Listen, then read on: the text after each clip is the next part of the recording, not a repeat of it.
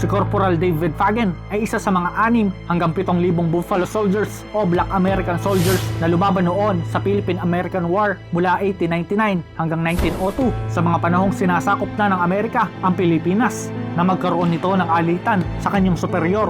Dagdag pa ang racism sa kanyang lahi bilang negro. Inabandona nito ang kanyang sariling pulutong at siya ay sumapi sa mga Filipinong revolusyonaryo. Agad na itinalaga siya ni General Jose Alejandrino bilang kapitan at 8 beses na nagtagumpay sa kanila ring 8 paglusob sa kuta ng mga Amerikano. Hindi malilimutan ang paglusob nito sa lugar ng mga armas ng mga Amerikano sa ilog ng Rio de Grande sa Pampanga. Nasawata at nakulimbat nito ang kanilang mga armas. Imbis na sumuko sa kanyang dating hukbo, nagtago ito sa bundok ng Nueva Ecija kasama ang kanyang kasintahang Pilipina. Mula noon, hindi na nakita pa si Fagen, ngunit ang alaala ng kanyang kabayanihan ay bahagi na ng ating kasaysayan.